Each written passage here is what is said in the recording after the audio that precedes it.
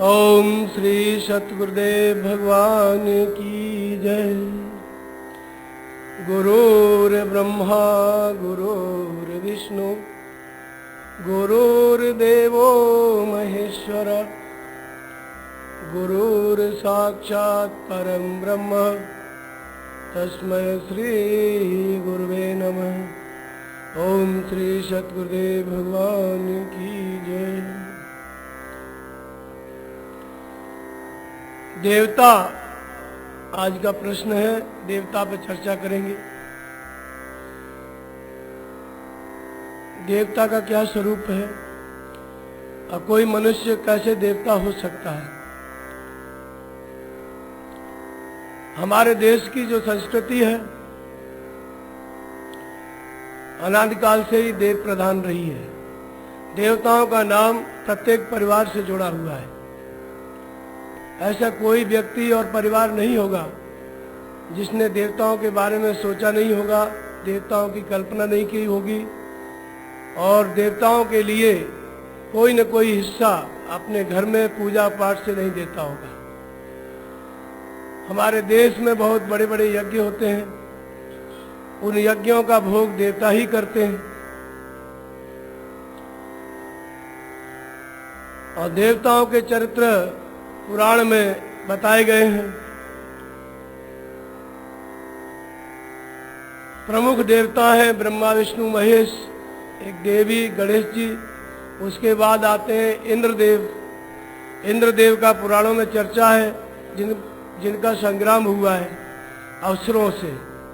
कभी इंद्र के पद पर बलि बैठे, कभी नहुष बैठे और कभी इंद्र, दोनों इसी इंद्रासन के लिए देवता और असुरों में भीषण युद्ध हुआ।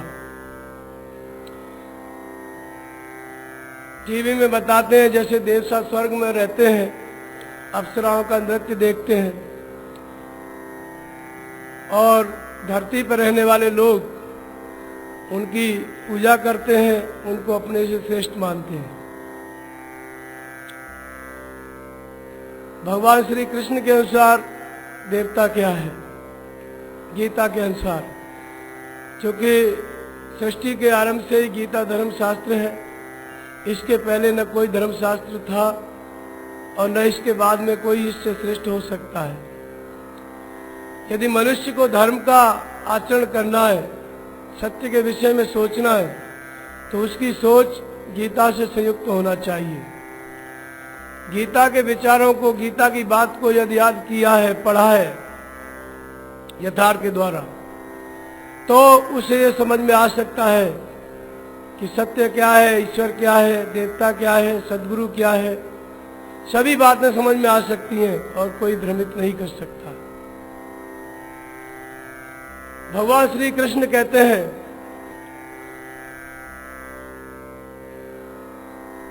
दो प्रकार के देवताओं का वर्णन किया। एक तो बाहर कल्पित देवता, जिनकी लोग पूजा करते हैं मूर्ति बना करके, कल्पना करके, जल में करते हैं, आकाश में करते हैं, पेड़ में करते हैं, मंदिरों में, मूर्तियों में करते हैं। एक तो उनके विषय में उन्होंने चर्चा की और एक देवताओं का वास्तविक स्वरूप बताया कि इनका वास्तविक स्वरूप क्या है।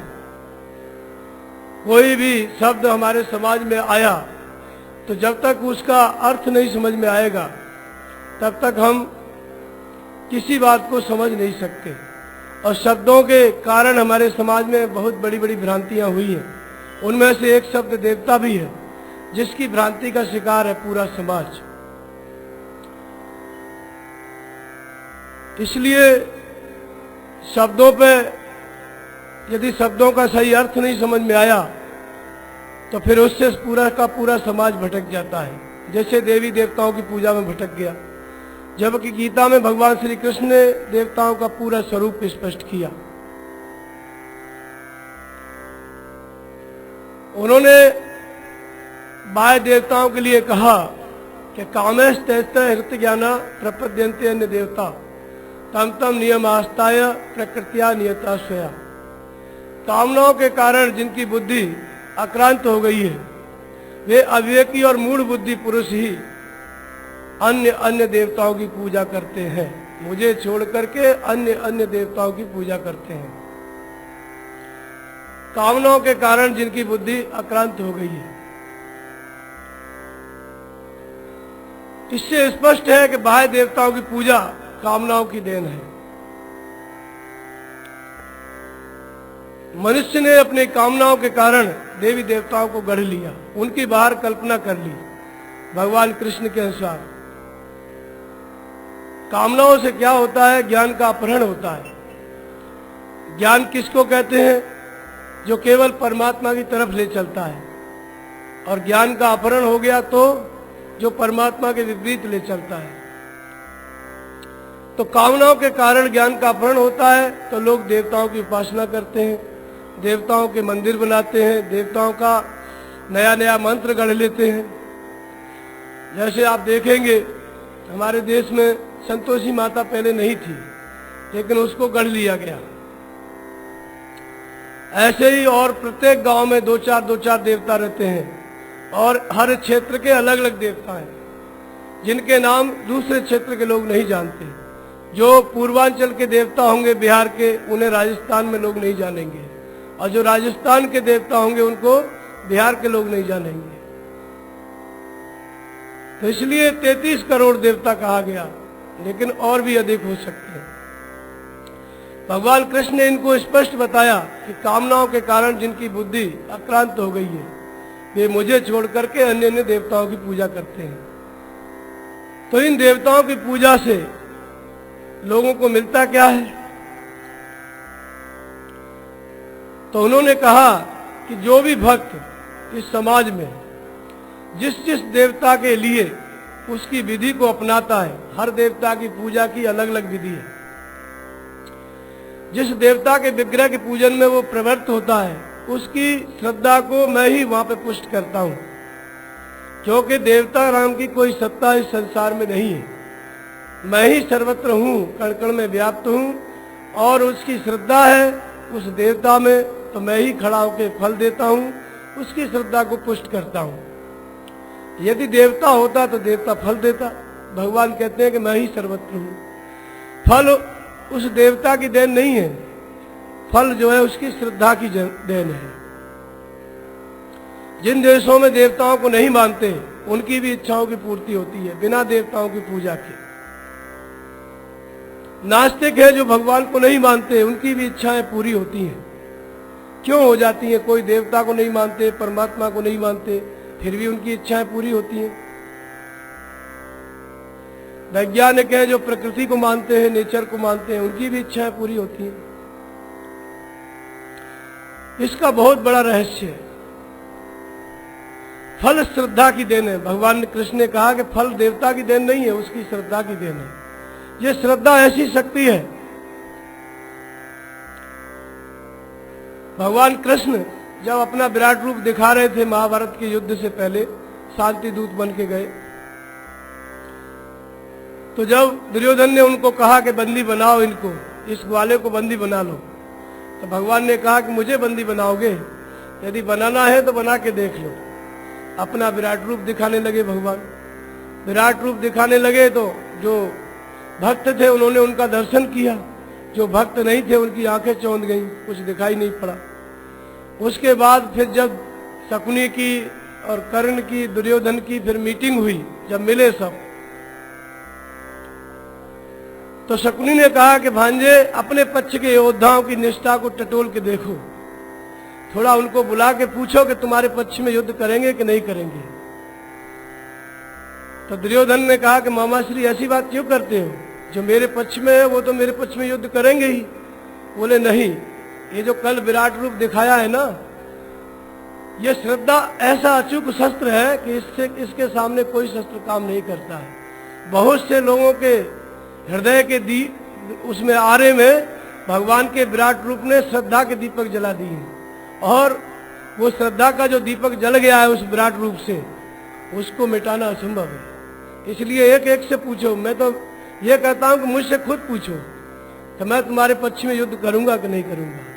तो ये श्रद्धा ऐसा अस्त्र है जिसकी कोई काट नहीं है। तो इसलिए श्रद्धा कहाँ होती है? प्रत्येक मनुष्य के मन में। भगवान कृष्ण अध्याय 17 में कहते हैं अर्जुन ने पूछा कि भगवान, जो मनुष्य श्रद्धा से युक्त होकर के, शास्त्र विधि से रहित होकर के, लेकिन श्रद्धा तो है, शास्त्र विधि से रहित, गीता के अनुसार भजन नहीं करते, लेकिन इससे रहित होकर के जो अलग अलग प्रकार से पूजा करते हैं, उनकी कौन सी गति होती है? भगवान कृष्ण ने कहा कि अर्जुन, यह शास्त्र विधि मुत्सृज्य वर्तते काम कारत न सिद्धिम न वापनोति न सुखम न परम गति।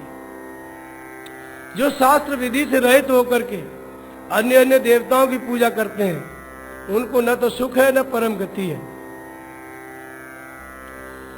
वे 3 प्रकार के लोग होते हैं। उनमें से सात्विक श्रद्धा वाले लोग देवी देवताओं की पूजा करते हैं। राजसी श्रद्धा वाले लोग यक्ष और राक्षसों की पूजा करते हैं। तामसी श्रद्धा वाले लोग भूत और प्रेतों की पूजा करते हैं और उनके पूजा में अथक परिश्रम करते हैं, घोर तप को तपते हैं, यहाँ तक कि अपने अपने बेटों की बेटियों की बलि चढ़ा देते हैं। ये सब घटनाएं अभी भी घटती हैं। अपना हाथ काट के चढ़ा देंगे, जीव काट के चढ़ा देंगे, अथक परिश्रम करते हैं।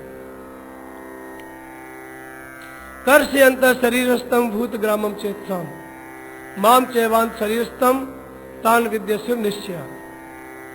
ऐसा करके वो मुझे नहीं भजते। कर से अंतर शरीरस्तम, शरीर में स्थित भूत समुदाय को और प्रत्येक प्राणी के अंदर स्थित मुझ अंतर्यामी परमात्मा को क्रस करने वाले, मुझसे दूरी पैदा करने वाले, न कि मेरा भजन करने वाले।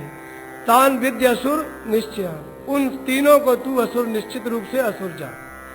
हमने पूजा की देवताओं की, भूत प्रेतों की, यक्ष राक्षसों की, और हो गए असुर। जीवन भर पूजा की, हम हो गए असुर। और असुरों की गति कौन सी है? आसुरी योनि मापन्ना मूढ़ा जन्मन जन्मनि। मैं बार बार ऐसी आसुरी वृत्तियों वालों को आसुरी योनियों में धकेलता हूं, कीट पतंग पर्यंत। अर्थात मनुष्य से नीचे की जो शरीर है वो सब आसुरी योनियों। तो शरीर में स्थित भूत समुदाय को, अंतःकरण में स्थित अंतर्यामी परमात्मा को क्रश करने वाले हैं, न कि पूजा करने वाले। क्रश करना क्या है? जैसे हमने श्रद्धा से किसी देवता की पूजा की और मन में कामना हो गई, कामना की पूर्ति हुई या नहीं हुई, जैसा कि कभी होती है कभी नहीं होती है, सबके साथ घटता है। तो कामना तो हमने कर ली, उसको पूर्ति हो गई, तब भी नहीं पूर्ति हो गई तो नई कामना उत्पन्न होगी, ये नियम है। और पूर्ति नहीं हुई तो उसी कामना के लिए, पूर्ति के लिए हमको जन्म लेना पड़ेगा। तो जब शरीरों की यात्रा बढ़ गई देवताओं की पूजा से, तो हमारे अंतःकरण में स्थित ईश्वर की, परमात्मा की हमसे दूरी बढ़ गई।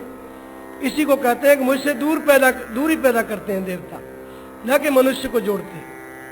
बाहरी देवता, काल्पनिक देवता, वास्तविक देवताओं का स्वरूप भी गीता में बताया है, उसको मैं आगे बताऊंगा। और फिर कहते हैं कि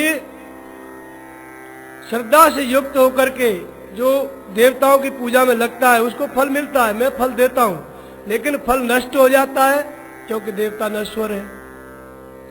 पूजा करने वाला भी नष्ट हो जाता है, क्योंकि नश्वर ने नश्वर देवता की पूजा की। और मिलने वाला फल भी नष्ट हो जाता है, क्योंकि फल तो नश्वर होता ही है। इसलिए तीनों का नाश हो जाता है, और इसलिए वो पूजा उसकी क्या है? अविधि पूर्वक है, इसलिए नष्ट हो जाती है।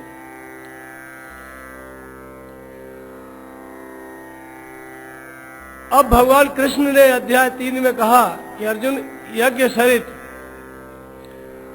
इस यज्ञ को मैंने रचा, देवताओं के सहित सारी सृष्टि को रचा, प्रत्येक मनुष्य के अंदर यज्ञ की रचना की, और प्रत्येक मनुष्य के अंदर देवताओं को भी भीतर बैठा के मैंने रचा।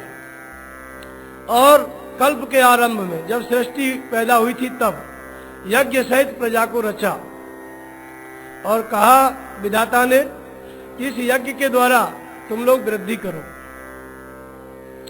ये यज्ञ देवताओं की वृद्धि करेगा, देवताओं की उन्नति करेगा, और देवता लोग तुम्हारी उन्नति करेंगे। अर्थात जो मनुष्य यज्ञ करता है उसकी उन्नति करेगी। यहाँ पर देवता यज्ञ से बढ़ने वाली एक प्रक्रिया है, और जब देवता बढ़ता है तो देवता से उस मनुष्य के अंदर देवी गुण बढ़ते हैं, देवी संपत्ति बढ़ती है, उसका विकास होता है। तो इसी श्लोक को लेकर के बाहर भ्रांति फैल गई कि यज्ञ से देवता बढ़ते हैं, देवता से मोक्ष मिलता है, देवी संपत्ति मोक्ष है। तो लोगों ने बाहर यज्ञ शुरू किया देवताओं को खुश करने के लिए। अब न कभी कोई देवता किसी को उतर के आके मिला, न मनुष्य की किसी की वृद्धि हुई। जो इकट्ठा करते हैं यज्ञ के नाम पर, उसको भी लूट के बांट के खा जाते हैं सब। जिन्होंने दिया वो बेचारे कंगाल हो जाते हैं, और जो पा गए वो माला माल हो जाते हैं। ये यज्ञ की प्रक्रिया देवताओं के लिए यज्ञ किया जाता है।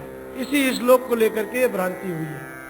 इसलिए मैंने कहा कि शब्दों पे बड़ी भ्रांति इकट्ठी हुई है, और वो भी गीता के शब्दों पे। यज्ञ को लेकर के पूरा समाज भ्रमित है, देवता को लेकर के पूरा समाज भ्रमित है।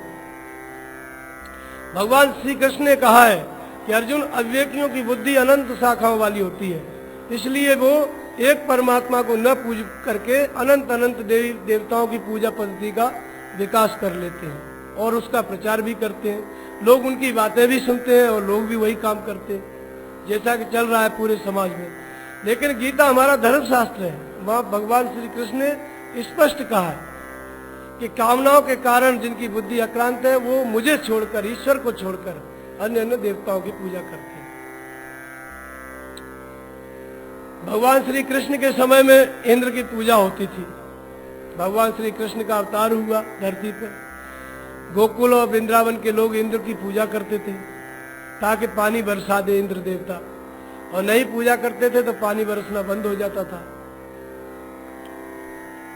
तो जब भगवान कृष्ण ने ये बात सुनी कि इंद्र की पूजा की जाएगी, पानी बरसाएगा, भगवान ने कहा कि नहीं, पूजा इंद्र की नहीं हो सकती, पूजा केवल परमात्मा की हो सकती है।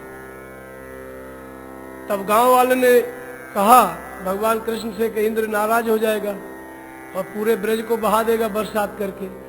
तो भगवान ने कहा तुम उसकी चिंता छोड़ो, पूजा केवल भगवान की करो। तो पूजा परमात्मा की हुई। भगवान श्री कृष्ण उस समय भगवान के अवतार थे, उनकी पूजा हुई। इंद्र की पूजा नहीं हुई। इंद्र क्रोधित हुआ और मूसलाधार बरसात होने लगी। पूरे गांव में बाढ़ आ गई, तहस नहस हो गई सबकी घर गृहस्थी, पानी में बह गया सामान। जब ऐसा होने लगा तो भगवान से बोले देखो हमने कहा था ना इंद्र की पूजा करो, नहीं करोगे तो देखो उसका कोप कितना प्रभावकारी है। भगवान ने कहा तुम चिंता मत करो। गोवर्धन पर्वत को उठा लिया उंगली पे और पूरा ब्रज मंडल उसकी छाया में। पानी बरस रहा था लेकिन ब्रज के अंदर कुछ नहीं, सब लोग सही। फिर इंद्र आया ऊपर से उतर के और हाथ जोड़ा, प्रणाम किया भगवान को, साष्टांग दंडवत किया, जो देवताओं का राजा है। भगवान ने कहा कि तुमको हमने सेवा करने के लिए, जनता की सेवा करने के लिए भेजा था, स्वर्ग का राजा बनाया था, तू अपनी पूजा कब से करवाने लग गया। तो उन्होंने कहा इंद्र ने कि भगवान बहुत बड़ी गलती हुई, आगे कभी ऐसी गलती नहीं होगी। क्षमा मांगा, उस दिन से भगवान की पूजा होने लगी। यह सब प्रत्यक्ष घटना है द्वापर युग के समय की। तो भगवान ने खंडन ही नहीं किया अपनी गीता में, बल्कि उसको किया भी, प्रैक्टिकल भी किया। जहां जहां देवी देवताओं की, भूत प्रेतों की पूजा होती थी, पशु बलि होती थी, आदमी की बलि होती थी। ये राजा था जरासंध, 84 राजाओं को बंद करके जेल में डाल दिया था। 100 राजा पूरे हो जाते, वो सबको बलि देता और बलि दे करके अजय बनता। भगवान कृष्ण को पता चला तो भीम और भगवान कृष्ण और अर्जुन तीनों मिलके गए जनता के कल्याण के लिए। पशु बलि तो थी लेकिन आदमी की बलि वाला यज्ञ था, नरमेध यज्ञ कर रहा था। भगवान ने जाकर के उसको युद्ध के लिए ललकारा, वो भी शूरवीर था।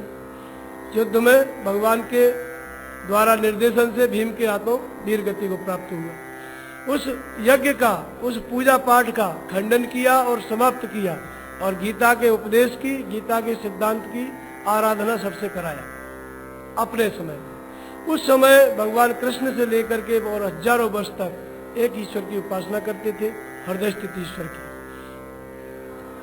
अब मनुष्य ये देवता है क्या, आखिर इसका नाम आया तो ये गीता में भगवान कृष्ण ने ही कहा कि इस यज्ञ द्वारा तुम देवताओं की वृद्धि करो, और लोगों ने इसी श्लोक को लेकर के यज्ञ शुरू कर दिया। तो ये देवताओं की वृद्धि क्या है, कौन से देवता बढ़ते हैं? अब इस देवता को हम समझेंगे और कैसे इन देवता कैसे मनुष्य की वृद्धि करके मनुष्य को ईश्वर बना देते हैं, देवता बना देते हैं, पूजनीय बना देते हैं। भगवान कृष्ण ने अध्याय 16 में कहा कि अर्जुन, दो प्रकार की संपदाएं मनुष्य के अंतःकरण में अनादिकाल से हैं, दैवी संपद और आसुरी संपद। दैवी संपद को उन्होंने बताया 26 लक्षण। अभयम सत्व संशुद्धि ज्ञान योग व्यवस्थितो दानम दमश्च यज्ञश्च स्वाध्यायश्च आर्जवम। दूसरे श्लोक में बताते हैं अहिंसा सत्यम अक्रोधो त्याग शांतिरपेशनम दया भूतेश लोलुप्तम आर्जवम हीर चापलम। तीसरे श्लोक में बताते हैं तेजब क्षमा धृति शोचम अद्रोहो नातिमानुता भवंत संपदम देवी अभिजातस्य भारत। ये 26 लक्षण देवी संपद के बताए। और आसुरी संपद का लक्षण बताया, वो शत्रु मेरे द्वारा मारा गया, उसको मैं मारूंगा, मैं ही ईश्वर हूँ, ऐश्वर्य का भोगने वाला हूँ, मैं ही सिद्धियों से युक्त और बलवान और सुखी हूँ, मैं यज्ञ करता हूँ, मैं दान देता हूँ। ऐसे देवी आसुरी संपद के भी लक्षण बताए। फिर कहा कि ये प्रत्येक मनुष्य के अंदर ये दोनों संपदाएं होती हैं। जिस मनुष्य के अंदर आसुरी संपद कार्य करती है वो मनुष्य असुर है, और जिस मनुष्य के अंदर देवी संपद कार्य करती है वो मनुष्य ही देवता है। द्वैभूते लोके सर्गो देव असुर एवच। द्वैभूत लोके सर्गो अस्मिन् देव असुर एवच। देवो विस्तरस्य प्रोक्त आश्रम चैव मेश्रम। ये दोनों संपदाएं प्रत्येक मनुष्य के अंदर है। और जो देवी संपद के 26 लक्षण बताए गए, यही 26 लक्षण गीता के यज्ञ के द्वारा बढ़ते हैं। और जिसके अंदर ये लक्षण विकसित हो जाते हैं वही मनुष्य देवता और ईश्वर का स्वरूप हो जाता है। अब वो कौन सा यज्ञ है जिसके द्वारा ये देवी संपद बढ़ती है? तो उस यज्ञ को बताया, एक परमात्मा में श्रद्धा को स्थिर करना, हृदय स्थित ईश्वर में। ईश्वर सर्वभूतानां हृदय से अर्जुन तिष्ठति राम्यान सर्वभूतानि यंत्रारूढ़ानि माया। प्रत्येक मनुष्य के अंतःकरण में ईश्वर का निवास है, उसी ईश्वर में श्रद्धा स्थिर करना पहला यज्ञ है। बाहरी देवी देवताओं से मन हटा करके अपने ही अंदर के ईश्वर में श्रद्धा स्थिर करना पहला यज्ञ है। फिर दूसरा, उसी हृदय स्थित ईश्वर की प्रेरणा से इन 26 लक्षणों से युक्त महापुरुष शरीरधारी जैसे भगवान कृष्ण थे, सभी लक्षण उनके अंदर थे। और जितने महापुरुष शंकराचार्य, संत कबीर, तुलसीदास सबके अंदर थे। ऐसा महापुरुष जब मिल जाए तो उस महापुरुष का ध्यान करना, पूजा करना दूसरा यज्ञ है। पहले हृदय स्थित ईश्वर की पूजा, फिर महापुरुष का ध्यान और फिर नाम का जप। यज्ञ नाम जप यज्ञोस्मि। श्वास प्रश्वास के द्वारा नाम का जप, ओम शब्द का जप अथवा राम शब्द का, दोनों का अर्थ एक ही है। ये सब यज्ञ है। फिर इंद्रियों का संयम, शब्दों का संयम, स्वयं का अध्ययन स्वाध्याय, प्राण का संयम, द्रव्य यज्ञ, तपो यज्ञ, योग यज्ञ, ये 14 तरह के यज्ञ हैं। इन यज्ञ को करना है और इन यज्ञ को करता है उसी के अंदर ये देवी संपद बढ़ती है। ये 26 लक्षण विकसित होते हैं। ये 26 लक्षण जब विकसित हो जाते हैं तो मनुष्य देवताओं का स्वरूप होता है। क्या है 26 लक्षण, एक एक करके थोड़ा समझेंगे। पहला श्लोक, अहिंसा सत्यम अक्रोधो त्याग शांतिरपेशनम दया भूतेश लोलुप्तम आर्जमम हीर चापलम। इसमें बताया अहिंसा पहला लक्षण। भगवान महावीर को, बुद्ध को अहिंसा का ही अवतार माना जाता है। पूरा जैन धर्म महावीर का चलाया हुआ है, भगवान महावीर का। और जैन ही मानते हैं अहिंसा का स्वरूप उनको, अहिंसा का अवतार, करुणा का अवतार। और पूरे जैन धर्म का सार अहिंसा है। और वो जैन धर्म का सार गीता के एक श्लोक का एक लक्षण है, पूरे जैनियों के धर्म का सार। तो अहिंसा, इस पे भी बड़ी भ्रांति है। ये लक्षण मनुष्य को देवता बनाता है, लेकिन अहिंसा में लोग ऐसा मानते हैं चींटी मत मारो, जीव की हत्या मत करो। यही सब चीजें अहिंसा में जानी जाती हैं अभी तक। जैनियों का जो नियम है, कपड़ा मुंह से बांध लेते हैं, कोई जीव की हत्या न हो। लेकिन बिना जीव को खाए कोई जीवित रह ही नहीं सकता है। भागवत में बताया है पूरा सृष्टि एक दूसरे का आहार है। पैर वालों के बिना पैर वाले आहार हैं, वनस्पतियां आहार हैं, पशु लोग चर जाते हैं, वो भी जीव है। मनुष्य गेहूं खाता है, चावल खाता है, दाल खाता है, ये सब जीव है। मूली खाता है, गाजर खाता है, आलू खाता है, सब जीव है। अब जैनी लोग कहते हैं कि नीचे वाला मत खाओ, ऊपर वाला पत्ता खा लो। तो ऊपर से किसी का गला काट दो, नीचे वाला जिंदा बचेगा? तो इसलिए उनमें भी बड़ी भ्रांति है। तो इसलिए अहिंसा, भगवान कृष्ण के शब्दों में अहिंसा क्या है? भगवान कृष्ण ने कहा कि अर्जुन, अध्याय 3 में, कि मुझे कर्म करने से न कोई लाभ है, न छोड़ने से कोई हानि है, फिर भी मैं कर्म करता हूं। कर्म मतलब साधना, भजन। क्यों करता हूं? पीछे वालों के लिए। और जो इस स्थिति को पा लिया है, मेरे समान स्वरूप मिल गया है, उस पुरुष के लिए भी कर्म करने से न कोई लाभ है, न छोड़ने से हानि है, फिर भी वे महापुरुष कर्म ने वे संसिद्धि मास्तिता जनकार लोक संग्रह मेवापि संपश्यन कर महर्षि। कर्मों के नियत कर्म को करके, गीतोक्त कर्म को करके, यज्ञ को कार्य रूप दे करके जनक इत्यादि महापुरुष सिद्धि को प्राप्त हो गए, फिर भी लोक संग्रह के लिए, लोक नायक बनने के लिए, मार्गदर्शक बनने के लिए वो कर्म में बरतते हैं। मैं भी बरतता हूं। लेकिन यदि भगवान कर्म न करे या ऐसा कोई महापुरुष कर्म न करे, भजन न करे, तो फिर उससे हानि क्या है? तो भगवान कृष्ण ने कहा कि अर्जुन, यदि मैं कर्म में न बरतूं तो संपूर्ण लोक भ्रष्ट हो जाए और मैं वर्ण शंकर का कर्ता बनूं और संपूर्ण प्रजा का हत्यारा बनूं, हिंसक बनूं। वास्तव में वर्ण शंकर और हिंसक ये क्या है? आत्मा का शुद्ध वर्ण है परमात्मा। परमात्मा क्या है? प्रत्येक मनुष्य का शुद्ध स्वरूप है, शुद्ध आकृति है। और महापुरुष क्या करता है? उस परमात्मा पर्यंत दूरी कराने के लिए स्वयं भजन करता है और पीछे वाले साधकों से कराता है। स्वयं ध्यान में बैठेगा और जो शिष्य विरक्त होकर उनकी शरण में आएंगे, उनसे वो साधना कराएंगे। यदि वो महापुरुष न करें तो कोई हानि नहीं है, क्योंकि वो सिद्ध हो गए। लेकिन यदि वो बैठ जाते हैं, तो जो अभी मार्ग में चल रहे हैं, जिन्होंने शुरू किया है, वो पहले ही बैठ जाएंगे, क्योंकि भजन करना नहीं चाहता है, सब कुछ करना चाहता है। तो उनका तो कुछ नहीं बिगड़ेगा। लेकिन जो हम आप है ना, बैठ जाएंगे तो कुछ नहीं पाएंगे। वो तो सब कुछ पा लिए, हमको अभी सब कुछ पाना है। उन्हें सब कुछ मिल गया है, हमें कुछ नहीं मिला है, और रोक देंगे साधना उनको देख करके, बैठा हुआ समझ करके, तो हम भ्रष्ट हो जाएंगे और हमारी हत्या हो जाएगी। जो परमात्मा मिल सकता था, वो भजन ही छोड़ दिया। इसको भगवान कृष्ण ने कहा कि मैं संपूर्ण प्रजा का हनन करने वाला और हत्यारा बनूं।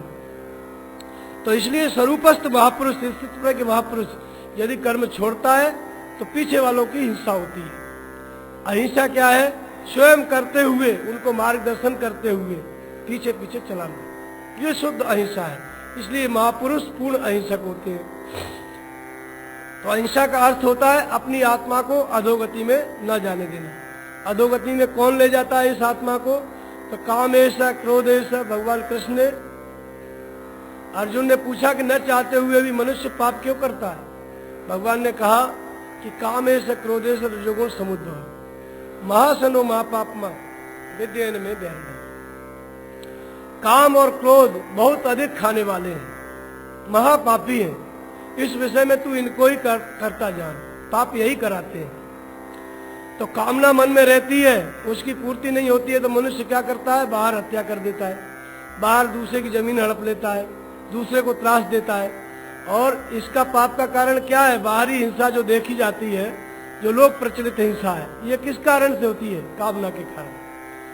कामना की पूर्ति में व्यवधान पड़ता है, आदमी क्रोधित हो जाता है, फिर किसी को मार देता है। तो भीतर जो काम और क्रोध है, यही हिंसक है, यही पापी है। अहिंसा क्या है? काम क्रोध का त्याग करना, कामनाओं का त्याग करना, ये अहिंसा है। कामनाओं की पूर्ति करना हिंसा है। तो अहिंसा कामनाओं का त्याग, क्योंकि जब इस पथ पे चलेगा, आत्मा जब अधोगति में नहीं ले जाना है, ऊर्ध्व गति करना है, भगवान से जोड़ना है, परमात्मा से जोड़ना है, तो कामना का त्याग तो करना ही पड़ेगा। बहुत से राजाओं ने राजपाट का त्याग किया, तब भगवान से जुड़े ना। तो त्याग नहीं करोगे तो अहिंसा के मार्ग पे चल ही नहीं सकते। इसलिए कामनाओं का त्याग, विषयों का त्याग, यहां से अहिंसा की शुरुआत है, यहीं से आत्मा का उत्थान शुरू होता है। तो रामचरितमानस ने कहा परम धर्म श्रुति विदित अहिंसा। श्रुति माने मन की दृष्टि। मन हमारा एकाग्र नहीं है, चंचल है। ये मन हमारे सामने नहीं है। जब हम बैठते हैं भजन में तो मन 1 मिनट भी नहीं रुकता है, तो इसका मतलब सूरत विदित नहीं है। विदित क्या होती है? मन ध्यान में बैठे व्यक्ति और उसका मन एकाग्र हो जाए, उसके सामने रहे, वो अपने मन को देखे ध्यानस्थ, ये है सूरत का विदित होना। तो जब ईश्वरीय निर्देशन में चलते चलते चित्त एकाग्र होता है, सूरत स्थिर हो जाती है, विदित हो जाती है, तो इसको कहते हैं परम धर्म। जिस नाम जप को ध्यान को करता था, परमात्मा को उसने धारण किया, मन एकाग्र हो गया, वो परमात्मा प्रकट हो गया। तो परम धर्म श्रुति विदित अहिंसा। मन की दृष्टि के अंतराल में वो परमात्मा विदित हो गया, और जो विदित हो गया वही परम धर्म है, वही अहिंसा है। तो अहिंसा परमो धर्म। इसके आगे दूसरा सद्गुण है, जिसके अंदर ये अहिंसा आ गई, परमात्मा विदित हो गया, क्या वो पूजनीय नहीं होता है? क्या वो देवता नहीं होता है? बुद्ध नहीं हुए, महावीर नहीं हुए, भगवान कृष्ण नहीं हुए, ये सभी महापुरुष, शंकराचार्य, संत कबीर, सभी पूजनीय हो गए। ये अहिंसा का सद्गुण उनके अंदर आ गया, इसलिए वो देवता हो गए। दूसरा सद्गुण है देवी गुण सत्य। अहिंसा सत्यम। सत्य पे भी बहुत बड़ी भ्रांति है, सभी शब्दों पे भ्रांति है। सत्य को लोग कहते हैं कि सत्य का पालन किया हरिश्चंद्र ने। सत्य को लोग कहते हैं कि सत्य बोलो, झूठ मत बोलो। लेकिन एक भी व्यक्ति ऐसा नहीं है संसार में जिसको आप सत्यवादी पा सकते हैं। प्रत्येक व्यक्ति अब ये मानता है कि ये घर मेरा है, प्रत्येक व्यक्ति ये मानता है कि शरीर मेरा है, प्रत्येक व्यक्ति ये मानता है कि वस्त्र मेरा है, प्रत्येक व्यक्ति ये मानता है कि परिवार मेरा है। महात्मा लोग हो जाते हैं, गृह त्याग कर दिए, तब भी कहते हैं आश्रम मेरा है। सत्य है क्या? ये बात सत्य है? तो इस संसार में झूठा ही लेना, झूठा ही देना, झूठा ही भोजन, झूठ चलेना। संसार में सत्य नहीं होता है, और सत्य बोलने की चीज भी नहीं है। सत्य केवल आचरण की वस्तु है। क्या है सत्य? भगवान कृष्ण ने कहा है, भगवान राम ने कहा है, धर्म न दूसरे सत्य समाना, आगम निगम पुराण बखाना। और भगवान राम कहते हैं कि मैं सोई धर्म सुलभ कर पावा, तजे तीहूपुर अपजस छावा। वो सत्य के समान दूसरा कोई धर्म नहीं है। वो धर्म मेरे को सुलभ है। भगवान स्वयं राम सत्य के स्वरूप थे, अवतार थे, परम ब्रह्म स्वरूप थे। वो सुलभ था उनके लिए। भगवान कृष्ण गीता में कहते हैं, न सतो विद्यते भावो न भावो विद्यते सत, उभयोरप दर्शनोत स्वन्योस्तत्व दर्शन। सत्य का तीनों कालों में अभाव नहीं है, असत्य का अस्तित्व नहीं है। सत्य वो है जो करोड़ों वर्ष पहले भी था, आज भी है, आगे भी रहेगा। असत्य वो है जो न करोड़ों वर्ष पहले था, न आज है, न कभी रहेगा। क्या है सत्य, क्या है असत्य? तो संपूर्ण शरीर नाशवान है, परिवर्तनशील है, असत्य है। भूतादिकों के संपूर्ण शरीर, हमारा सबका शरीर जो दिखाई पड़ती है वो सब वस्तु असत्य है, परिवर्तनशील है। और इस जगत में, इस शरीर के अंदर जो आत्मा है वही शाश्वत है, सत्य वही सनातन है। उस सत्य पर दृष्टि होना देवी संपत्ति का लक्षण है। कौन से सत्य पर? केवल आत्मा को मानना, शाश्वत सनातन ब्रह्म को मानना, केवल एक ईश्वर को मानना, उसके अलावा और सबको परिवर्तनशील मानना, नश्वर मानना। ऐसी दृष्टि जिसके अंदर आ गई, ये देवी संपत्ति का लक्षण है। जिस दिन से शुरुआत करोगे साधना की, ये दृष्टि आपके अंदर आएगी, तभी साधना शुरू होगी। और जिस दिन सत्य को प्राप्त कर लोगे, ये देवी गुण पूरी तरह आपके अंदर आ जाएगा। तब आप भी पूजनीय हो जाओगे। जैसे भगवान कृष्ण थे, वैसे जिसके अंदर आया, सत्य को भगवान बुद्ध ने खोजा, मैंने अविनाशी सत्य को पाया। बुद्ध पूजनीय हुए कि नहीं? 100 करोड़ लोग उनको भगवान मानते हैं, और सभी ने खोजा। तो बुद्ध पूजनीय, महावीर पूजनीय, शंकराचार्य पूजनीय, इस सत्य में स्थित हो गए हैं। कौन से सत्य में? आत्मा ही शाश्वत है, सनातन है। उसको विदित कर लिया, तपस्या के परिणाम में उसे प्राप्त कर लिया। और जिस दिन से दृष्टि इस पर केंद्रित की, यही सत्य और सब नश्वर है, उस दिन से ये देवी गुण जागृत हो गया।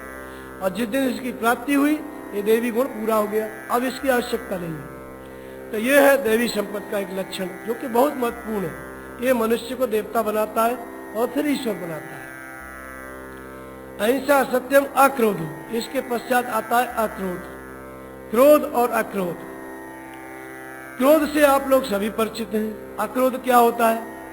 अक्रोध का अर्थ होता है कि भीतर क्रोध उत्पन्न ही न हो,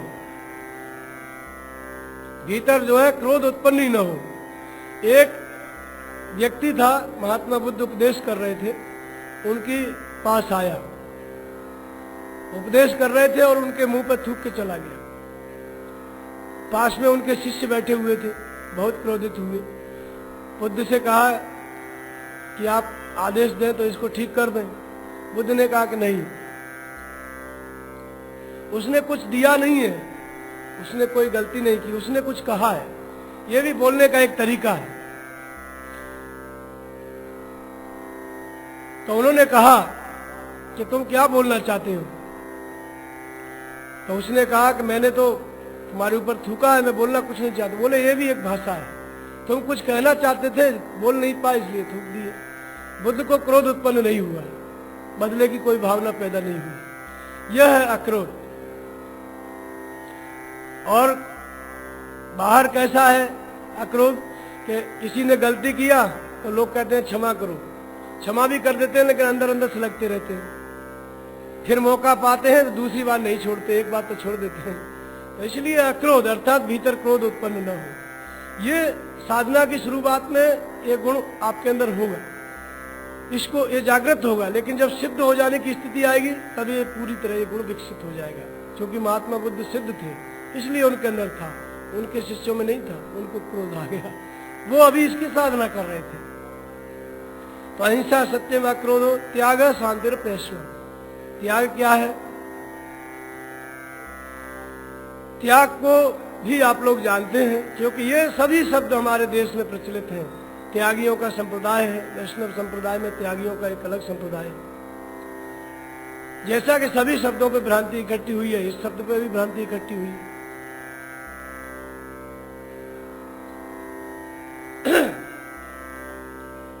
एक तो त्याग होता है कि बाहर से हमने घर द्वार छोड़ दिया, इस मार्ग पर चल दिए ईश्वर पथ में, वो भी त्याग है। लेकिन घर द्वार छोड़ देते हैं लोग, तो बाहर जहां निकले तो किसी न किसी चीज में फिर उलझ जाते हैं। इसलिए भगवान कृष्ण कहते हैं, नहीं देवव्रता सख्यम, देहधारी जब तक है मनुष्य तब तक संपूर्ण त्याग संभव नहीं है। इसलिए जो आसक्ति का त्यागी है वही वास्तव में त्यागी है। आप निकलो, संसार में ही रह के हमको भजन करना है, त्याग करना है। केवल हम वस्त्र छोड़ दिए, सामान नहीं लेते, एकदम हाथ में खाते हैं, तो यह स्थिति तो आदिवासियों की भी है। छत्तीसगढ़ में चले जाओ, उड़ीसा में चले जाओ, बर्तन नहीं है, घर नहीं है, चारों तरफ अंडमान निकोबार में चले जाओ, सब लोग नंगे रहते हैं। विदेशों में, अफ्रीका में सब दिगंबर पेड़ों पर रहते हैं। यदि ये त्याग होता और इससे भगवान मिलते तो उन सबको कब के मिल गए होते। ये तो एक रूपरेखा है। ये भी इस साधना के मार्ग पे आने के लिए ये एक वृत्ति है जिसको बनाया जाता है साधक के द्वारा। ये त्याग नहीं है। त्याग की शुरुआत करने के लिए ये चीज हमको करनी पड़ती है।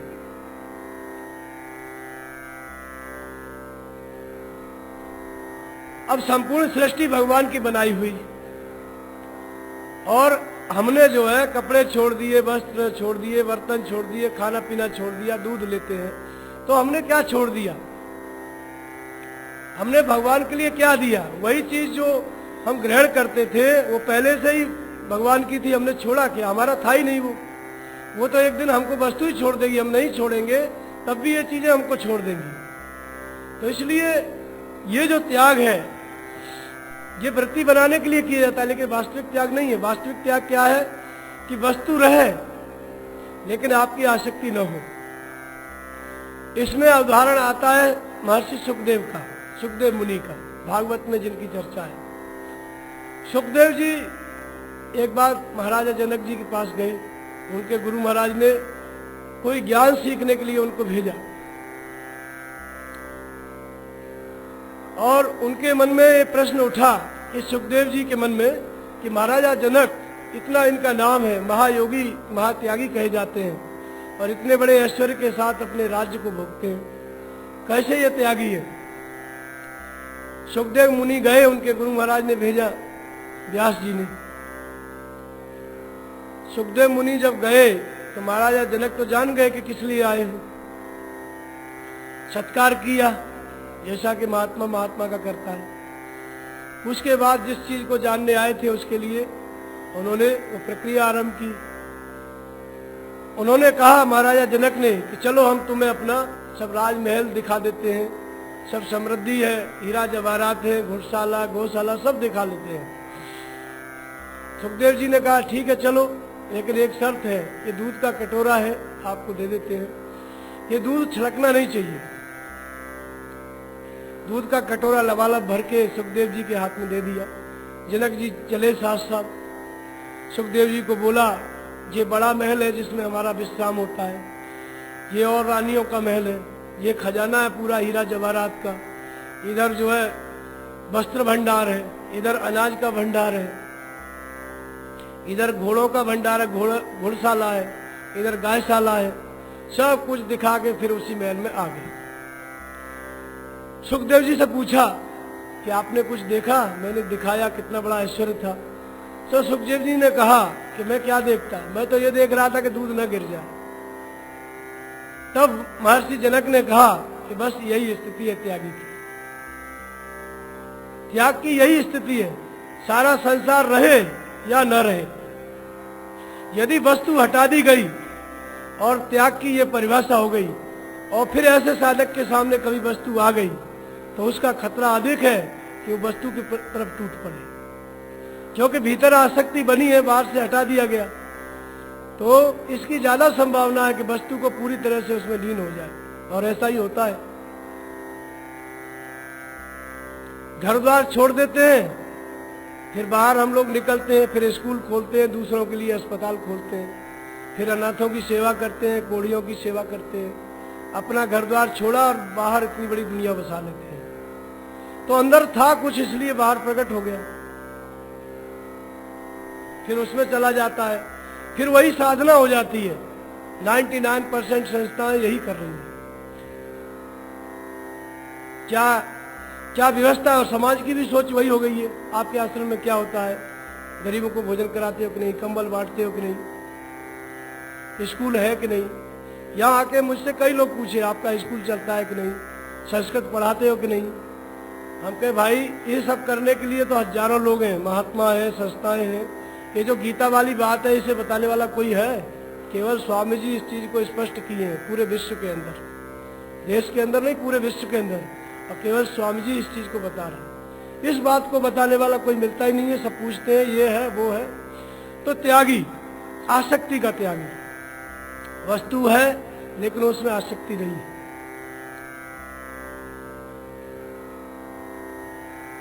आसक्ति के त्याग से त्याग की शुरुआत होती है, और जब पूरी तरह से कई यथासो परम विरागी तृण सिद्ध 3 गुण त्यागी, जब तीनों गुणों का त्याग हो गया, सत रज तम, सतोगुण जो हमको ध्यान में लगाता था नाम जप में, वो नाम जप भी अब पूरा हो गया, भगवान मिल गए, उसका भी त्याग हो गया। सिद्धियों का भी जिसने त्याग कर दिया, सबसे बड़ी बाधा सिद्धि है साधना की। जो सिद्धियों का भी त्याग कर देता है उसको कहा गया है महात्यागी। और हम लोग त्याग ही इसलिए करते हैं कि सिद्ध हो जाए। अब हाँ, तुलसीदास जी कह रहे हैं कि जो सिद्धियों का तृण के समान त्याग कर देता है वो महात्यागी है। तो ये त्याग की, ये बहुत बड़ा सद्गुण है। जिन जिन ने इस त्याग को अपनाया वो देवता हो गए, पूजनीय हो गए। सुखदेव जी महात्यागी, महर्षि जनक महात्यागी, नारद मुनि महात्यागी, सबके अंदर ये सद्गुण था। वर्तमान में संत तुलसीदास, रैदास, कबीरदास, मीराबाई, ये सब त्यागी। तो ये त्याग देवी संपत्ति का बहुत बड़ा लक्षण है, और ये आ गया तो लोगों को आपकी पूजा करनी ही पड़ेगी। जब हम भेष बना के घूमते हैं तब लोग प्रणाम करते हैं, यदि सचमुच आ गया तो लोग नहीं पूछते। अनेकों महापुरुष, रामकृष्ण परमहंस, सब त्यागी, सबकी पूजा हो रही है। तो ये असली देवता है जो यज्ञ से बढ़ता है, नाम जप से, यज्ञ नाम जप के से, नाम जप से बढ़ता है, सदगुरु के ध्यान से बढ़ता है, इंद्रिय संयम से बढ़ता है, स्वाध्याय से बढ़ता है। इस यज्ञ से ये देवता बढ़ते हैं। तो अहिंसा, सत्यम, अक्रोधो, त्याग, शांति, पेशवम, दया, भूतेश, लोलुप्तम, प्राणियों के प्रति दया की भावना। अलोलुप्तम, अलोलुप्तम क्या है? बहुत बड़ा देवी गुण है, और ये सबके अंदर नहीं पाया जाता। बहुत बड़ा महत्वपूर्ण और बहुत ही मतलब विशेष गुण है।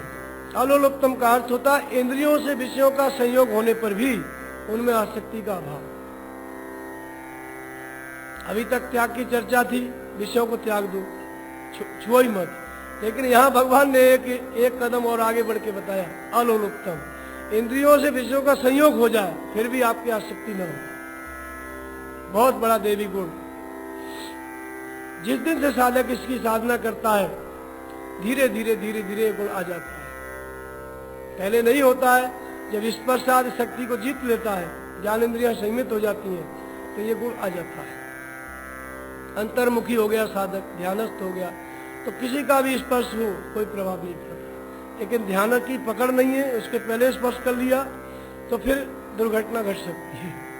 इसलिए अलोलुप्तम, इंद्रियों से विषयों का संयोग होने पर भी उसमें आसक्त न हो। मार्दमम हीर चापलम, मार्दम माने कोमलता। कोमलता अति कृपाल चित्त सम्यक बोधा, जिसे काकभूषण जी के गुरु थे। काकभूषण जी उग्र बुद्धि और दम्भ विशाला, दम्भ के कारण आते थे, मंदिर में नाम जपते थे, गुरु जी आते थे, उनका आदर ही नहीं करते थे। और बार फिर भी वो गुरु उनको गुरुमोह नित्य प्रबोध, दुख दे के आचरण में गुरु उपदेश ही देते थे। इतना करने के बाद भी दम्भी नीति के भावे। एक दिन आए गुरुजी, प्रणाम नहीं किया, नाम जप रहे थे, भगवान ने उनको श्राप दे दिया। श्राप दे दिया भगवान ने। फिर भगवान से गुरुजी ने प्रार्थना की कि तब माया बस जीव जड़ संस्तत फिरे भुलान, ते पर क्रोध न करिए प्रभु कृपा सिंह भगवान। फिर भी दया, इसको कहते हैं कोमलता। भगवान श्री कृष्ण, भगवान श्री राम को भी कहा गया है, कोमल चित्त दीनन पर दया। तो जिसके अंदर, जिसके हृदय में भगवान है, उसके अंदर कोमलता आ जाती है। भगवान उसको कोमल बना देते हैं।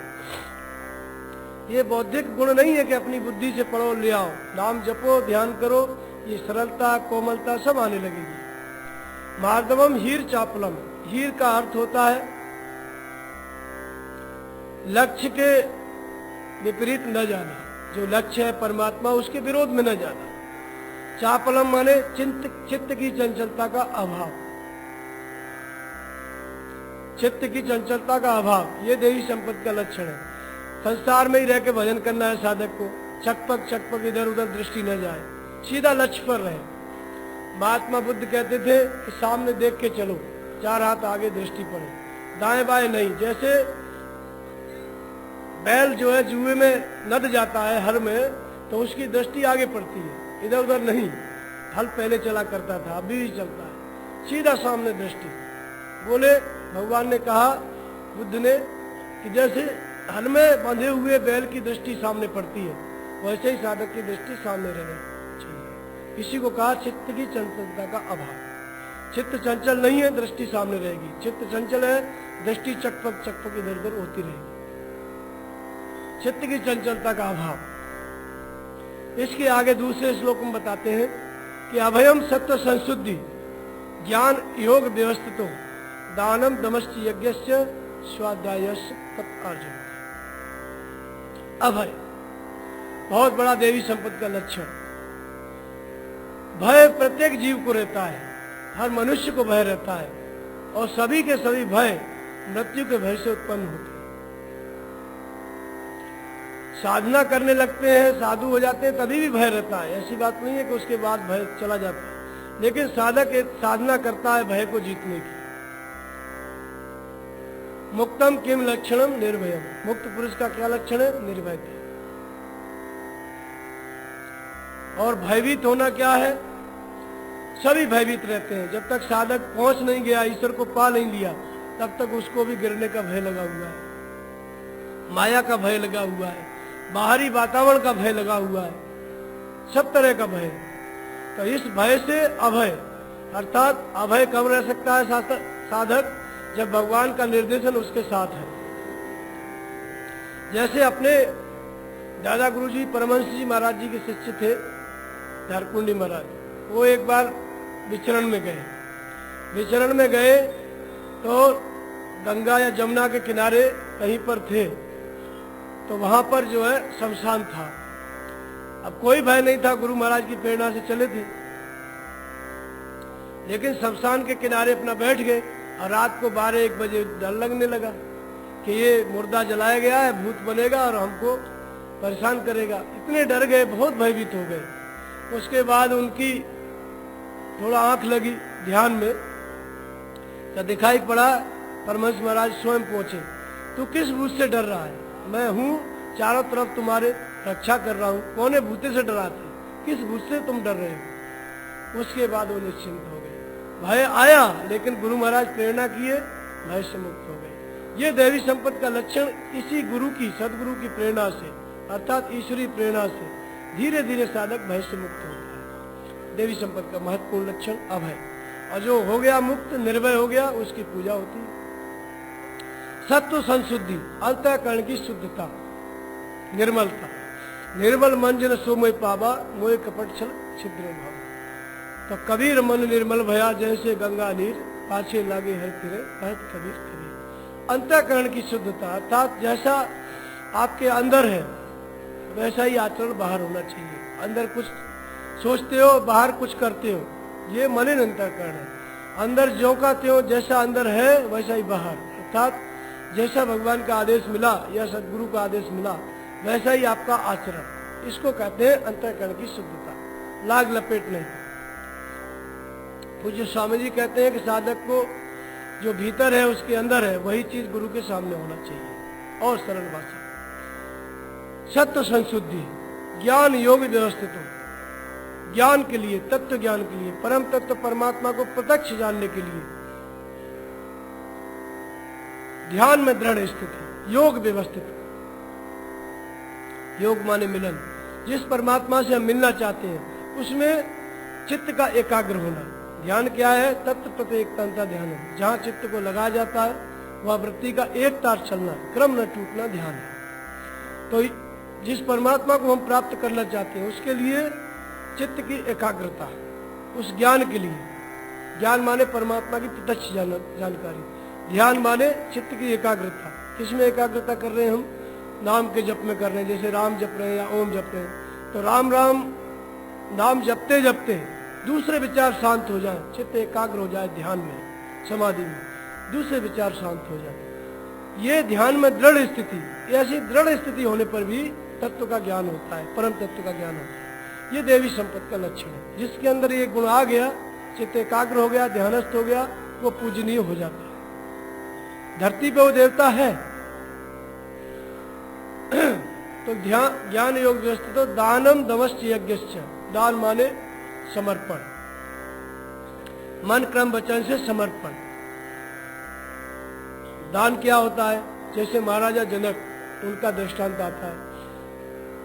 महर्षि अष्टावक्र, जनक ने स्वप्न देखा कि सपने में मैं भीख मांग रहा हूँ, फटे हाल कपड़ा पहन के घूम रहा हूँ, इतना बड़ा चक्रवर्ती सम्राट, और सपना देख ले कि दरिद्री की तरह फटे कपड़ों से घूम रहा हूँ, तो चिंता होना जाहिर है। महाराजा जनक को चिंता हुई कि सपना जो देखा है कहीं सही न हो जाए। तो सपने का अर्थ जानने के लिए जितने उस राज्य में महात्मा थे, विद्वान थे, स्वप्न शास्त्री, सबको बुलाया। सपने का अर्थ जानने के लिए सबको बुलाया। सबसे पूछा कि जो मैंने देखा है वो सत्य है या जो मैं कर रहा हूँ वो सत्य है। अब जो महात्मा नहीं है, तत्वदर्शी नहीं है, महापुरुष नहीं है, वो क्या जाने कि इन्होंने क्या देखा है? कोई कुछ नहीं बोल पाया। 6 महीना बीत गए। अष्टावक्र के जी के जो पिता थे वो भी उस सभा में गए, वो भी नहीं बता पाए। उसके पश्चात तब महर्षि अष्टावक्र पहुंचे। अष्टावक्र पहुंचे तो जनक का वही प्रश्न था जो सबके सामने था। अष्टावक्र जी ने कहा, जैसे ही पहुंचे वैसे सब लोग हंसने लगे। जनक सहित पूरी सभा हंसने लगी। तो महर्षि अष्टावक्र शांत देख रहे थे। जब सब हंसना बंद कर दिए तब फिर अष्टावक्र हंसने लगे। तब सब लोग को बड़ा आश्चर्य हुआ कि हम लोग तो हंस रहे थे इसके रूप को देख के, लेकिन ये क्यों हंस रहे हैं। बहुत हंसने के बाद अष्टावक्र शांत हुए। फिर सब लोगों ने कारण जानना चाहा कि महर्षि आप क्यों हंस रहे थे। तो उन्होंने बताया कि जनक सहित पूरी जनक की सभा चमारों की सभा है। सब लोग एकाग्र होकर देखने लगे क्या बोल रहे हैं। तो जनक ने पूछा वो कैसे। बोले इसलिए राजन कि तुम्हारी सभा में सब चमड़ी के पारखी बैठे हुए हैं। केवल चमड़ी को देख करके, उसका आकार प्रकार देख करके ही केवल आकलन करने वाले लोग हैं। कोई भी अंतर्दृष्टि वाला तुम्हारे पास नहीं है, इसलिए ये दशा हुई है। ये बताओ, आत्मा का हाथ टेढ़ा है, आत्मा की नाक टेढ़ी है, आत्मा के दांत टेढ़े हैं, ये तो शरीर का आकार है। तब सब लोग शांत हो गए, जनक जी चरणों में गिर गए। फिर कहा कि मेरे प्रश्न का उत्तर दो। तो अष्टावक्र जी ने कहा कि पहले कुछ दान करो। तो महाराजा जनक बहुत खुश हुए, कितना बड़ा महापुरुष दान मांग रहा है, बड़ी खुशी की बात है। तो उन्होंने कहा कि आधा राज्य दान करता हूं। अष्टावक्र जी ने कहा कि नहीं, कोई अपनी वस्तु दान करो। बोले राज्य मेरा ही है, पूरा दान करता हूं। बोले नहीं, ये राज्य तुम्हारा नहीं है, ये राज्य तुमसे पहले तुम्हारे पिता जनक थे उनका था, उसके पिता जनक थे उनका था, वो नेम ऋषि थे उनका था। ये राज्य तो पता नहीं किसका था, और आज तुम्हारे पास बाद में फिर पता नहीं किसका होगा। ये तुम्हारा नहीं है, कोई अपनी वस्तु दान करो, मन का दान करो। तो महर्षि जनक ने फिर अपने मन का दान किया, संकल्प कर दिया कि दिया। एक कोने में बैठ गए अष्टावक्र जी, एक कोने में जनक जी चुपचाप ध्यान में। अब जनक जी के मन में विचार आने लगा कि मैंने जो मांगा वही दान भी किया, इन्होंने मेरे प्रश्न का उत्तर नहीं दिया, सबको जेल में डाला, इनको फांसी दूंगा। अंदर अंदर क्रोधित हो रहे थे, कुछ बोलते ही नहीं। कुछ देर बाद हृदय में बताया, फिर जैसे आप लोग टीवी देखते हैं ना, वैसे ही जनक जब ऐसा विचार कर रहे थे तो अंदर ही दृश्य आया, जैसे उन्होंने सपना देखा था वैसे ही दृश्य आया। उसमें महर्षि अष्टावक्र खड़े होकर बताए कि देखो, न तो वो सत्य है जो तुमने सपना देखा था, और न ये सत्य है जो तुम राज्य कर रहे हो। इस समय जो कर रहे हो ध्यान, ये सत्य है। थोड़ा समय और अभ्यास करो, अपने स्वरूप को प्राप्त कर लोगे। बस जनक जी शिष्य हो गए, अष्टावक्र जी गुरु। उनका ध्यान करते करते जनक महर्षि जनक हो गए, अपने समय के सर्वोपरि महापुरुष थे। ये था दान। पहले शरीर से हम महापुरुष की शरण में जाएं, सेवा करें, अपने शरीर से श्रम का दान करें, फिर धीरे धीरे मन का समर्थन, जैसा जैसा उनका आदेश मिलता है सदगुरु का, वैसे वैसे काम करें। और फिर जैसे जैसे भीतर से भगवान की प्रेरणा मिलती है वैसे वैसे ध्यान करें। एक समय आएगा कि शरीर और मन पूरी तरह से परमात्मा के प्रति समर्पित हो जाएगा। जिसके अंदर ये घटना घटेगी वो देवता हो जाएगा, पूजनीय हो जाएगा। जनक का नाम देवताओं में आता है। तो अवयम सत्य संशुद्धि ज्ञान योग व्यवस्थित दानम दमश, इंद्रियों का दमन, ये भी बहुत बड़ा सद्गुण है। इंद्रियों का दमन अर्थात जितेंद्रियता, इंद्रियों का वश में रखना। जिस दिन से साधक गृह त्याग करता है, ध्यान में लगता है, यज्ञ करता है, उस दिन से ये गुण उसके अंदर जागृत होता है। इंद्रिय संयम के साथ ही लगता है, लेकिन धीरे धीरे जब जितेंद्रियता आ गई तब ये गुण पूरी तरह विकसित हो जाता है। तब वो साधक फिर देवता हो जाता है, ईश्वर को प्राप्त कर लेता है। दमश्च स्वाध्याय तप अर्जन, स्वयं का अध्ययन।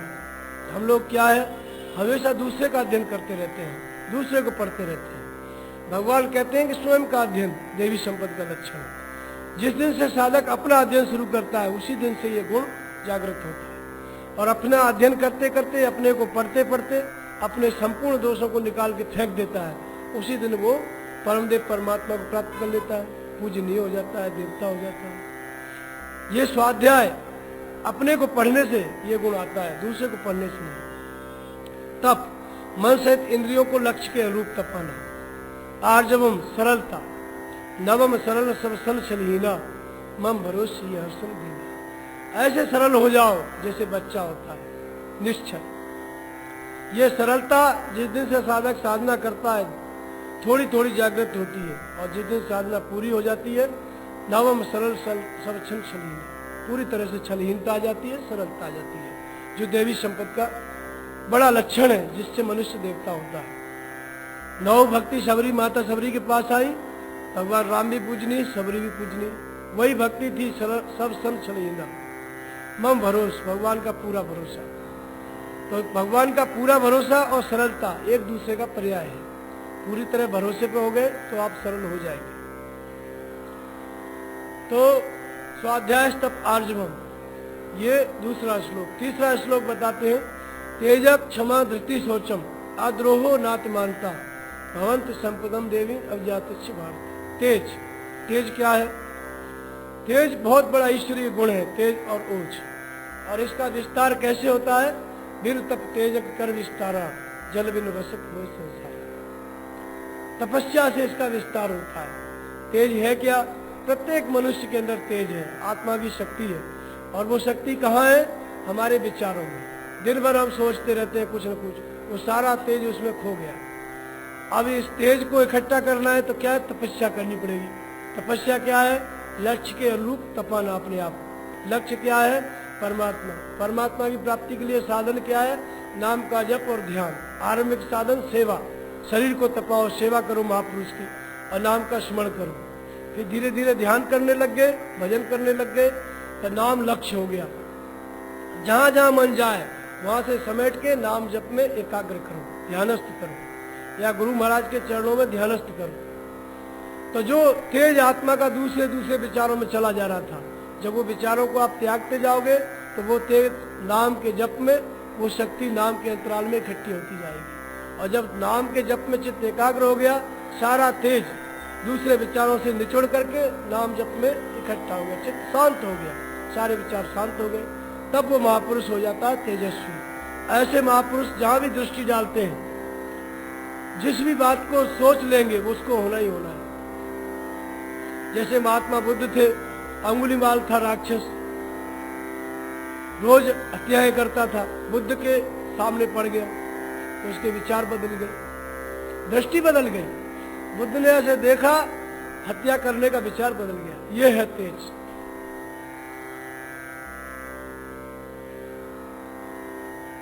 इससे क्या होता है? ये महापुरुष के अंदर तपस्या से इकट्ठा होता है, तपस्या से तेज इकट्ठा होता है। फिर जिस चीज को भी आप चाहोगे उसको बदल सकते हो, प्रेरणा कर सकते हो। ये तेज का कमाल है, बहुत बड़ा देवी संपत्ति का लक्षण है। तेज के बाद क्षमा।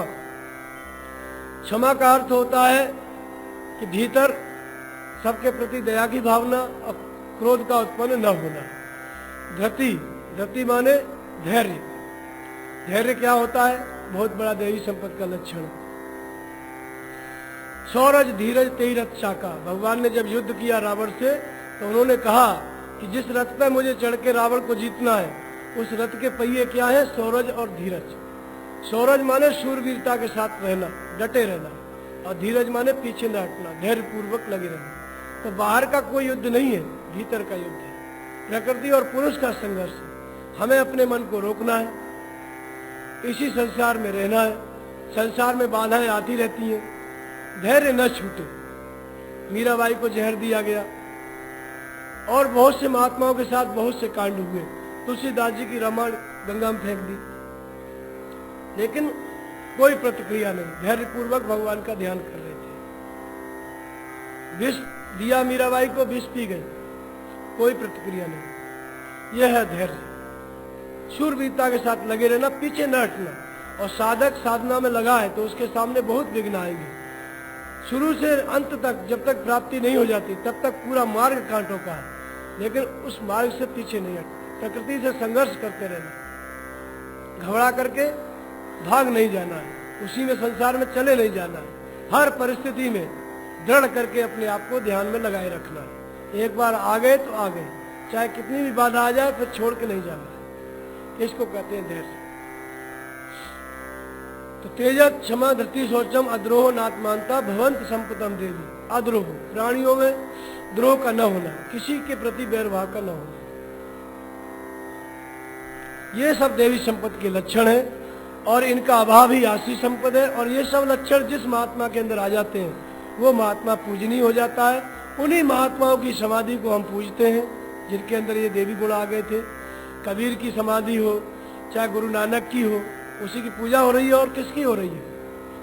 भगवान राम की जन्मभूमि हो, राम के मंदिर, भगवान हनुमान जी का हो, ये सब लक्षण थे, इसलिए हम उनको पूजते हैं। तो एक तो देवता मानते हैं जो महापुरुष इस धरती पे हुए, उनकी हम मूर्ति बना के पूजते हैं। और दूसरे कल्पना करके भूत प्रेतों को, तमाम देवताओं को पूजते हैं। तो ये सभी पूजा अविधि पूर्वक है। यदि आपको देवताओं को पूजना है तो आपको हृदय में श्रद्धा स्थिर करके नाम का जप करना पड़ेगा। इन्हीं दैवी गुणों को बढ़ाना पड़ेगा। इन्हीं दैवी गुणों को बढ़ाना देवताओं की पूजा है। ये देवता, ये देवी गुण यज्ञ से बढ़ते हैं। कौन से यज्ञ से? यज्ञ नाम जप यज्ञ अस्मि, नाम के जप रूपी यज्ञ से, ध्यान से, इंद्रिय संयम से देवता देवी गुण बढ़ते हैं। इस यज्ञ से ये देवी संपत्ति इन देवताओं को भोग लगता है। बाहर की यज्ञ से नहीं। बाहर से न इंद्रिय संयम होगा, न स्वाध्याय होगा, न श्वास प्रश्वास का जप होगा। बाहर आप स्वाहा बोलते रहो, भीतर कुछ नहीं होगा, बल्कि दृष्टि वहीं टिकी रहेगी कि माल पानी क्या है। और इस यज्ञ से संपूर्ण कर्म भस्म हो जाएंगे, आसुरी संपत्ति समाप्त हो जाएगी और देवी गुण पूरी तरह विकसित हो जाएंगे। फिर जो इस यज्ञ को करने वाला है वो पूजनीय हो जाता है। जितने भी संप्रदाय हैं सब ऐसे ही महापुरुषों की पूजा करते हैं।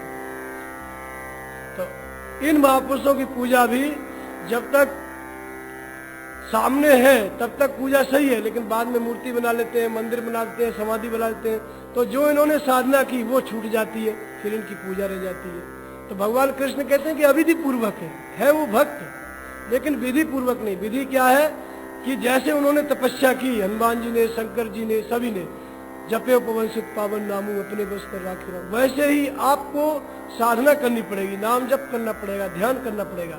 यही वास्तविक हनुमान जी की पूजा है, यही शंकर जी की पूजा है, यही विष्णु की पूजा है। जैसा उन्होंने बताया है वैसा साधना करेंगे तो ये सब खुश होंगे, सब गुण आपके अंदर बढ़ेंगे, वैसे आप हो जाओगे। लेकिन साधना न करके इनके अलग अलग मंदिर बना के पूजेंगे तो हमें कुछ नहीं मिलेगा, पूरा समाज भ्रमित हो जाएगा। भगवान कहते हैं कि फल मिलता है, कामनाओं के कारण जाते हैं लोग मंदिरों में, कामना पूरी हो गई, कामना पूरी नहीं हुई तो उसी देवता को गाली देते हैं, पूरी हो गई तो दूसरों को बताएंगे चलो चलो तिरुपति चलो, शिरडी चलो, वहां चलो। तो ये देवी संपत्ति जिसके अंदर आ गई, विकसित हो गई तपस्या के द्वारा, वो वास्तव में देवता होता है, वो पूजनीय होता है। और बाहर क्या किया हमने? इन्हीं को कल्पना करके बाहर स्थापित कर दिया। थी भीतर की चीज, भीतर के देवता, और बाहर मंदिर बनाने लगे, बाहर पूजने लगे। सभी महापुरुष जो भी हुए इसी देवी संपत्ति को बढ़ा के हुए, और वे सभी महापुरुष आपके हृदय में हैं, न कि बाहर मूर्ति और मंदिरों में। अगर उनकी भी पूजा आपको करना है तो हृदय स्थित ईश्वर की पूजा करनी पड़ेगी, तभी उनकी सही पूजा है। अलग अलग हम पूजने जाएंगे तो इसकी पूजा करेंगे वो नाराज हो जाएंगे, उनकी करेंगे वो नाराज हो जाएंगे, ऐसा मन में ख्याल रहता है। कोई नाराज नहीं होता क्योंकि कोई बाहर है ही नहीं, चाहे हनुमान जी हो, गणेश जी हो, शंकर जी हो, सब आपके अंदर है। अगर ये बाहर होते तो हजारों साल से हमारा समाज पूज रहा है, किसी को तो हनुमान जी मिलते, किसी को तो शंकर जी मिलते, लेकिन वे भीतर हैं। जैसे ही भीतर ईश्वर को मानेंगे वे सब सद्गुण के रूप में है, और आपके अंदर वे बढ़ने लगेंगे, और आपको भी जैसा आपको बनना है वैसे आपको ये सब बना देंगे। भगवान की प्रेरणा से दैवी गुण बढ़ेंगे तो आप भी भगवान के मार्गदर्शन में चलते चलते भगवान के ही स्वरूप हो जाओगे, जानत तुम्हें हो जाए। बोलिए श्री सतगुरुदेव भगवान की।